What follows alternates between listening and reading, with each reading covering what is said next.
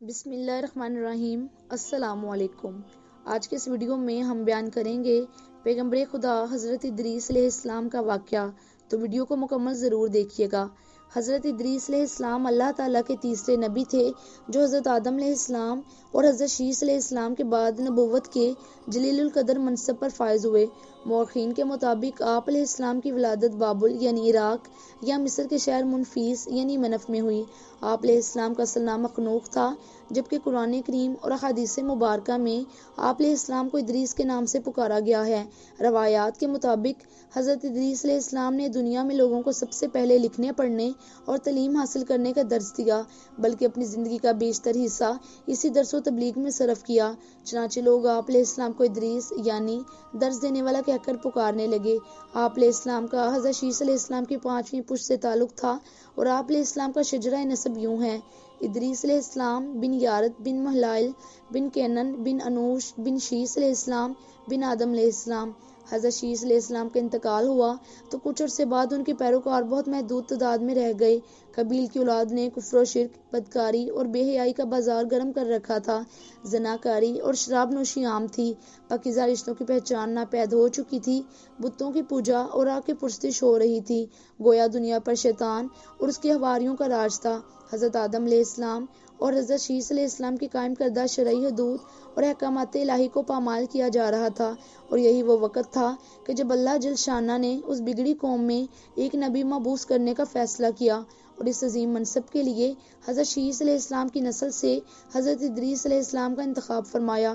حضرت ادریس علیہ السلام میں وہ تمام خوبیاں بدرجہ اتم موجود تھیں جو اللہ کے نبی میں ہونی چاہیے۔ آپ علیہ السلام حضرت آدم علیہ السلام کے دین کے پیروکار، نہایت عبادت گزار، متقی، پرہیزگار اور انتہائی سچے انسان تھے۔ نبوت کے منصب پر فائز ہوتے ہی آپ علیہ السلام نے اپنی قوم کے بھٹکے ہوئے لوگوں میں وعظ و تبلیغ کا کام شروع کر دیا، لیکن راہ ہدایت کا یہ درس اور نیکی کی باتیں ان لوگوں کو بہت ناگوار گزرتیں۔ چنانچہ وہ آپ علیہ السلام کے دشمن ہو گئے۔ آپ علیہ السلام اور آپ علیہ السلام کے پیروکاروں کو طرح طرح سے اذیتیں دینے لگے، یہاں تک کہ آپ علیہ السلام نے ان کی ایذا رسانیوں سے تنگ آ کر بابل سے ہجرت کا ارادہ کیا اور اپنے پیروکاروں کو اپنے اس فیصلے سے مطلع فرمایا۔ چونکہ بابل دریائے فرات اور دریائے دجلہ کے کنارے ایک سرسبز و شاداب علاقہ تھا، لہٰذا لوگوں کے لیے اس علاقے سے ہجرت کرنا خاصا مشکل فیصلہ تھا، اور انہوں نے اس حوالے سے تحفظات کا اظہار بھی کیا۔ لیکن پھر حضرت ادریس علیہ السلام کے سمجھانے پر وہ لوگ آپ علیہ السلام کے ساتھ ہجرت پر تیار ہو گئے۔ حضرت ادریس علیہ السلام اور ان کے پیروکاروں نے بابل سے مصر کا رخ کیا اور دریائے نیل کے کنارے آباد ہو گئے، جو بابل سے بھی زیادہ سرسبز و شاداب علاقہ تھا۔ حضرت ادریس علیہ السلام نے یہاں کے لوگوں میں درس و تبلیغ کے کام کو جاری رکھا۔ آپ علیہ السلام اس وقت لوگوں میں رائج تمام زبانوں سے واقف تھے اور عوام کو انہی کی زبان میں درس دیتے تھے۔ آپ کا ذکر قرآن مجید میں 2 مرتبہ آیا ہے۔ سورہ مریم کی آیت نمبر 56 اور 57 میں اللہ تعالیٰ فرماتے ہیں: اور اس کتاب میں ادریس علیہ السلام کا ذکر بھی کیجیے، بے شک وہ بڑے سچے نبی تھے اور ہم نے ان کو بلند رتبے تک پہنچایا۔ پھر سورۃ الانبیاء میں اللہ تعالیٰ نے آیت نمبر 85 میں فرمایا: اور اسماعیل علیہ السلام اور ادریس علیہ السلام اور ذوالکفل کا تذکرہ کیجیے، یہ سب ثابت قدم رہنے والے لوگوں میں سے تھے۔ قرآن کریم کی معروف اور مستند تفسیر معرف القرآن کے مطابق حضرت ادریس علیہ السلام حضرت نوح علیہ السلام سے 1000 سال پہلے پیدا ہوئے۔ اللہ تعالیٰ نے آپ علیہ السلام کو نبوت کے مرتبے پر سرفراز فرمایا اور آپ علیہ السلام پر 30 صحیفے نازل فرمائے۔ حضرت ادریس علیہ السلام وہ پہلے انسان ہیں جنہیں علم نجوم اور حساب بطور معجزہ عطا کیے گئے۔ نیز سب سے پہلے انہوں نے ہی قلم سے لکھنا اور کپڑا سینا ایجاد کیا۔ ان سے پہلے لوگ عموماً جانوروں کی کھال لباس کے طور پر استعمال کیا کرتے تھے۔ پھر یہ کہ سب سے پہلے ناپ تول کے طریقے بھی آپ علیہ السلام نے ہی متعارف کروائے، اور اسلحہ بھی آپ علیہ السلام کی ایجاد ہے۔ آپ علیہ السلام نے اسلحہ تیار کر کے بنو قبیل سے جہاد کیا۔ علامہ ابن اسحاق کا کہنا ہے کہ دنیا کا سب سے پہلا شخص جس نے قلم سے لکھا وہ حضرت ادریس علیہ السلام ہے۔ معاویہ بن حکم سلمی رضی اللہ تعالیٰ عنہ سے مروی ہے کہ انہوں نے حضور صلی اللہ علیہ وآلہ وسلم سے ریمل کے بارے میں سوال کیا۔ یہ ایک ایسا علم ہے جس میں ریت پر مخصوص لکیریں کھینچ کر کچھ معلوم کیا جاتا ہے، تو رسول اللہ صلی اللہ علیہ وآلہ وسلم نے فرمایا: ایک پیغمبر تھے جنہوں نے یہ لکھا، لہٰذا جس شخص کا خط ان کے موافق ہو جائے تو اچھا ہے۔ علماء تفسیر فرماتے ہیں کہ پہلا شخص جس نے تبلیغ دین کے لیے وعظ و خطاب کا سلسلہ شروع کیا وہ حضرت ادریس علیہ السلام تھے۔ حلال بن سیار کہتے ہیں کہ حضرت ابن عباس رضی اللہ تعالیٰ عنہ نے حضرت کعب رضی اللہ تعالیٰ عنہ سے پوچھا کہ قرآن پاک کی اس آیت وَرَفَعْنَهُ مَكَانًا عَلِيًّا اور ہم نے ان کو اونچی جگہ اٹھا لیا، اس کا کیا مطلب ہے؟ تو حضرت کعب رضی اللہ تعالیٰ عنہ نے فرمایا کہ اللہ عز و جل نے حضرت ادریس علیہ السلام کی طرف وحی بھیجی کہ میں تمہیں ہر روز تمام بنی آدم کے اعمال کے برابر درجات دیتا ہوں، اس سے مراد اس زمانے کے تمام بنی آدم ہیں۔ تو حضرت ادریس علیہ السلام نے چاہا کہ پھر تو اعمال میں اور اضافہ ہونا چاہیے، لہٰذا جب ان کے پاس فرشتے آئے تو انہوں نے وحی کا ذکر کرتے ہوئے کہا کہ میں چاہتا ہوں کہ ملک الموت سے بات کروں اور پوچھوں کہ کب تک میری زندگی باقی ہے۔ فرشتے نے حضرت ادریس علیہ السلام کو اپنے پروں پر اٹھایا اور انہیں لے کر آسمان کی طرف بلند ہو گیا۔ جب وہ چوتھے آسمان پر پہنچے تو ان کی ملک الموت سے ملاقات ہو گئی جو نیچے اتر رہے تھے۔ حضرت ادریس علیہ السلام کے دوست فرشتے نے ملک الموت سے حضرت ادریس علیہ السلام کے بارے میں ذکر کیا تو اسرائیل علیہ السلام نے پوچھا کہ حضرت ادریس علیہ السلام کہاں ہیں؟ تو فرشتے نے جواب دیا کہ وہ میری پشت پر ہیں۔ اس پر ملک الموت نے حیرت کا اظہار کرتے ہوئے کہا کہ واہ، تعجب ہے، مجھے پروردگار کی طرف سے کہہ کر بھیجا گیا ہے کہ حضرت ادریس علیہ السلام کی روح چوتھے آسمان پر قبض کر لو، تو میں نے سوچا کہ وہ تو زمین پر ہیں، ان کی روح چوتھے آسمان پر کیسے قبض کروں؟ اب اسی سوچ بچار میں تھا اور زمین پر اتر رہا تھا کہ تم انہیں لے کر چوتھے آسمان پر آ گئے۔ پھر ملک الموت نے ان کی روح قبض کر لی۔ ابن ابی حاتم نے بھی اس آیت کی تفسیر کے ذیل میں اس حدیث کو ذکر کرتے ہوئے یہ اضافہ کیا ہے کہ حضرت ادریس علیہ السلام نے فرشتے سے کہا کہ ملک الموت سے میرے بارے میں سوال کرو کہ میری عمر کتنی باقی رہ گئی ہے، جبکہ حضرت ادریس علیہ السلام فرشتے کے ساتھ ہی تھے۔ فرشتے کے سوال پر ملک الموت نے کہا کہ جب تک میں انہیں دیکھ نہ لوں اس وقت تک کچھ نہیں بتا سکتا۔